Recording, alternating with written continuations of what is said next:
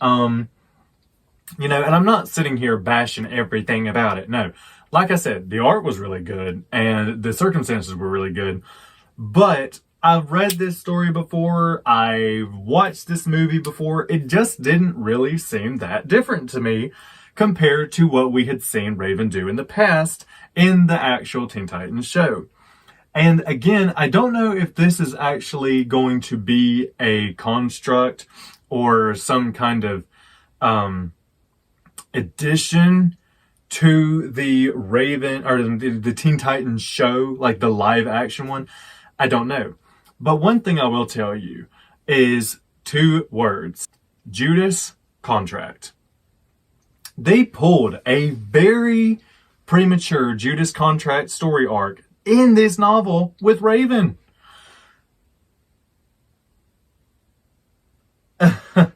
And it turns out that the guy that she's been seeing is related to the man that's been following her and Max, who is Slade. That, I don't know, because it was kind of like that kind of stolen love, like, oh, you lied to me, you didn't tell me who you were. They just met. Okay, one thing, they just met. 2, like, it was a Judas Contract, and it was so premature, and it definitely wasn't Tara anything. And, I just don't feel like that was really the best option. And I don't know, like, to me, the Beast Boy comic feels so far a little more relatable. Now, this is relatable to an extent, being, the kid that just wants to keep your headphones in to keep all the thoughts and stuff out. We get it. But when you take a character that has that much development already and not use that to enhance who they are, but take that away from everything that they are, that's so pretty weird to me. Also, everybody is all of a sudden a nut for diversity in character designs and things like that. I'm just intrigued by, she used to have the gem on her forehead. Now it's on her necklace. So that's a little bit of a minor character thing that I noticed that makes her seem more like anyone. Oh, now one thing I do think that's funny is that in chapter 11, it's called Roses Are Red. So there's this thing about, I was pretty confused. It was something about a promposal, like if someone, like a guy would get a flower and then they go give it to someone if they didn't want to ask, or I don't know. I didn't get it. We've never done that, so I was confused. But you can see how Max says this line of, asking someone to prom used to require a huge public gesture, guys holding up gigantic signs in the hallways or serenading girls in the cafeteria. And then they go on to talk about female empowerment and all, and then literally like 4 pages later, does this look like female empowerment to you? Like, I'm all about girl power and stuff, don't get me wrong.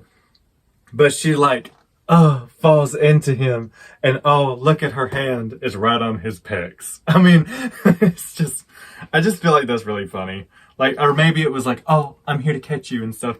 Like, I just thought that was really interesting, So, you don't really go from that to that. I mean, it wasn't anything like bad, but I just think it's kind of funny. Or maybe it's showing that Raven's like, maybe Max doesn't want to be caught, but, catch me. She knew what she was doing. She wasn't pushed. She tripped into him. She knew. But anyways, so my biggest thing, again, it didn't feel like a Raven story compared to the Raven stories we already know and already love. So how is this going to continue? I don't really know. Now, in the preview of the Beast Boy comic, he's actually trying to gain weight, which I thought was funny. So he's like a scrawny guy, and he's trying to gain muscle mass, which is pretty interesting, seeing that eventually he will be able to turn into literally any animal from living and even prehistoric. But, I just thought that was pretty interesting because I'm trying to think. And the thing is, why did you throw in her family? Why did you need a biological or why did you need an adopted family to ultimately kill off, use as supporting characters, and then steal her scene? It's weird, but okay, I guess if you do one of those things. But for every single category, the aunt is the one who, helped her as the supporting character. Max is the one who stole the show. And then, starting with the trope of the dead mother, but now, it's different because she's the dead adopted mother. But Raven already had a mother. So it just keeps the story from progressing to any point. Now she knows who her dad is because he is trapped in the gem on her necklace at this point. But what about everything else? That's what I'm a little concerned about. That's why I say it just didn't feel like a Raven story. And I really wish it did, because it had a lot of potential. And you don't want to say that about anybody's work, let alone writers, because we do put our hearts and souls into what we do. Because, it had potential, but it is just not that great. I don't like it, And I'm not saying I didn't like it. I'm just saying 3 out of 5 stars because it was a great novel on its own. But in the DC universe, you really got to make it connect to the rest of the universe that already exists, whether you add yourself into the story or not. And there is a way to do it. But what I would have done is, and I see how graphic novels are written. I've been looking into that and stuff. There's the A plot and the B plot, and there's actually several plot lines going on. Some of them are finished that day, that issue, and then some actually continue. So I understand that Raven is just starting. Here's the big problem. It is the Teen Titans, plural, okay? And I'm assuming it would be Robin, Starfire, Cyborg, Beast Boy, and Raven, like it has been. But the thing that the thing that concerns me the most is they're going to have to come together at some point. Do you understand that not only are they going to have to come together, but if they're going to name every following 4 graphic novels after that character, these are sole origin stories. For making any more character development, one of those stories is going to have to outweigh the other. That's what Teen Titans, the good show, did. In season 1, the big focus, let's see, it's been a while, but if I can remember, the first season was mostly about finding out who Slade was. The second season was about finding out, or that was mostly about, Beast Boy and Tara, the Judas contract storyline. The third season was focused on Raven. And the 4th season was about Cyborg infiltrating Brother Blood's base and all that. The 5th season, now actually the 2nd season did have a lot of development on Starfire in certain spots. I don't know if she actually got her own season. That would have been good. But they made season 5. And actually, what was it? The last season, it should have been about Starfire. That would have made more sense. But it ended up being about the Titans East and kind of all the heroes around. It's alright. It wasn't the worst, but, it's just, I'm very picky, if you can't tell. I like the main 5. I don't like much of the other ones.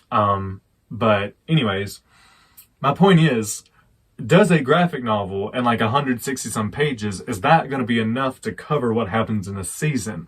Is this going to be regularly printed and things like that? Now that's none of my business, because I'm not a printer, I'm not a distributor, I'm not concerned about that. I'm just saying what things are best suited for the way the book runs. And is it going to run smoothly, or is there going to be A plot, B plot? Ultimately, there's 5 Teen Titans in the first ones.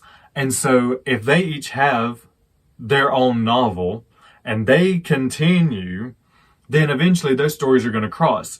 And is it going to be crossing well without having to make an evil syndicate that brings those stories together? But see, making an evil group is kind of the way to do those things and to bring these characters, their good guys, bad guys, nemesises and conflicts and things all together, because you got the forces of good and the forces of bad going at each other's throats, and all these things are happening in between.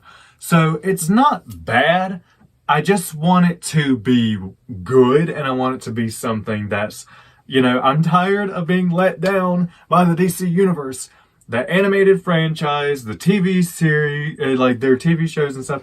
I just want something to look forward to. Now, if the other ones are more relatable and not quite like the character at first, it wouldn't be entirely bad as a graphic novel. It would be worth the read. But I want to make sure that if I'm going to spend my time doing something, I'm spending my time doing something that is good and effective and helping me as a writer and things like that too. So I know this has been kind of long and stuff, but I hope that helps. Don't let my video discourage you from getting this. I'm not saying that my book is the best thing out there either. It's not. And I'm not saying it's the worst thing. Same thing with this. I'm really hard on myself as a writer, and I'm really hard on my criticism too, because, this is a character that's already made. It doesn't seem that difficult. But again, it wasn't bad. It's a good gateway novel into graphic novels. Give it a read, see for yourself, and see what your thoughts are. But when you are a fan of the Teen Titans like me, and you're tired of seeing other people take it and wreck it, you really want to just be like, hold up, y'all. Listen here. There's some important stuff that y'all keep missing and all. Like, don't forget, Azeroth, I think, yeah, Azeroth is a place. Go explore that. We like magical stories. We don't like this kind of dark grunge and everybody's like this and everyone's like, ooh, and stuff. We don't like that. Okay, people think that's cool. It's too much leather.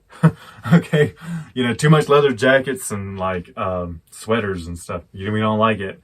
Okay, do something good, write something good. That's my piece of advice. Anyways, thank you for watching. Be sure to like, share, and subscribe. Comment on our stuff, and let us know how we're doing in the comments. We do appreciate constructive criticism or feedback in general. If you have any ideas, if you want me to find the Beast Boy one when it comes out and see if it gets any better or whatever, just let us know. Do talk to us. We really need some feedback so we can see what people like and what they don't like. So we're kind of running that channel just based on what we like, and then we kind of want to see what you're up to too. Thanks for watching, and talk to you guys later. Bye. And please remember to like, comment, subscribe, and share our videos.